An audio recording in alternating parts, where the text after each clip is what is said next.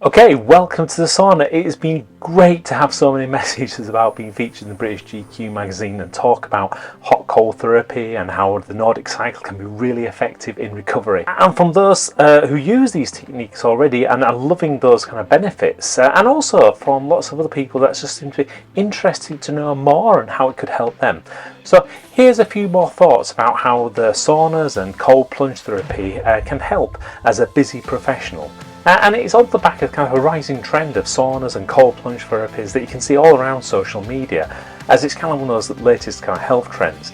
And this is an invigorating kind of combination because it's capturing the attention of all sorts of wellness enthusiasts everywhere, including myself. And while it might seem like a new fad, it's actually rooted in some fairly ancient traditions dating back to the Finnish sauna practices, where hot sauna is followed by a plunge into those icy cold waters. The question is, why is this combination gaining such popularity, especially amongst busy professionals? And the answer lies in its impressive benefits for both short-term relief and long-term health improvements. Understanding the kind of the cold plunge and the hot sauna kind of piece and the routine, how it works, that's like Nordic cycles, and that alternating between the hot and cold environment really does kind of help.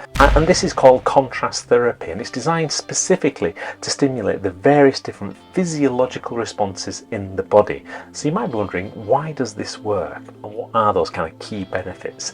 And the heat from the sauna kind of helps you kind of just relax your muscles. It kind of gets in there and it allows that kind of that relaxation to take place, promotes the healing of, so I call those micro tears that you've got as you've kind of been working out and exercising a lot. And those are kind of caused by, intense workouts, and hopefully you guys have got intense workouts as part of your routine. And the other thing with being in a hot sauna is it induces a deep state of relaxation, so it helps you kind of reduce some of that stress, improve some of your kind of sleep quality, whereas the contrast piece, the kind of cold plunge benefits, on the other hand, it provides immediate relief from kind of muscle soreness by constricting the blood vessels and reducing that inflammation. So it also triggers a release of endorphins and adrenaline that give you that instant kind of energy boost and kind of give you that enhanced kind of mental alertness, that kind of feeling of being absolutely awake. It's that kind of instant rush as you get into that cold water. So if you're pondering, okay, what's the right way to practice the sauna and cold plunge therapy, which kind of comes first, is the chicken or the egg? And generally, most experts will recommend that you use a sauna followed by a cold plunge, because this kind of mimics the principles of contrast therapy, where the body is exposed to the hot and then to cold temperatures, which triggers that kind of fight or flight response. And this enhances the thermoregulation, it boosts your blood flow, contributing to overall well-being. Timing of your session, though, for getting the best results is essential.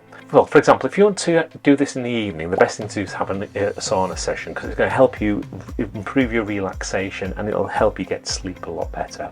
Whereas a cold plunge, if you want to take that as a singular thing, then that's best done in the morning, because that's always going to allow you to sort of reinvigorate your body and your mind, get that clarity ready for today, get you kind of going. That's kind of you want to use one or the other at different times of day.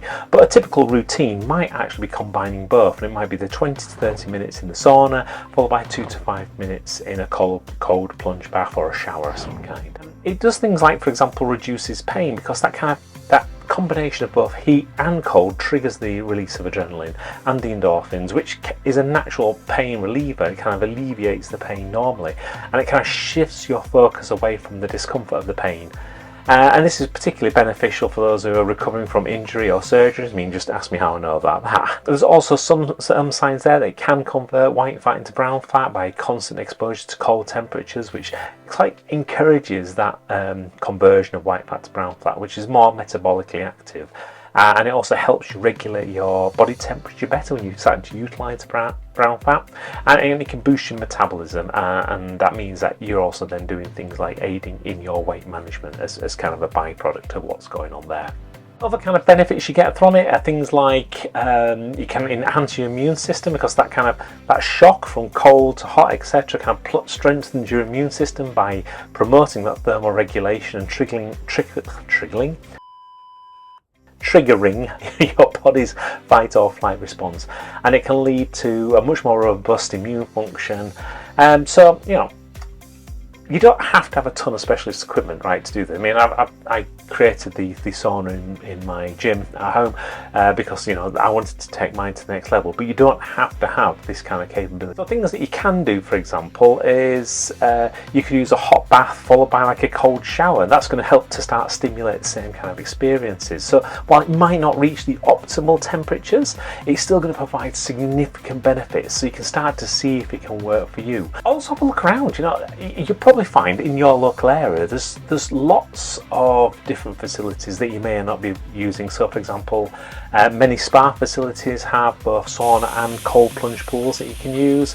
Also, if you've got local outdoor swimming spots, we've got a lot of like rivers and lakes and ponds, etc., that we can do outdoor swimming around here.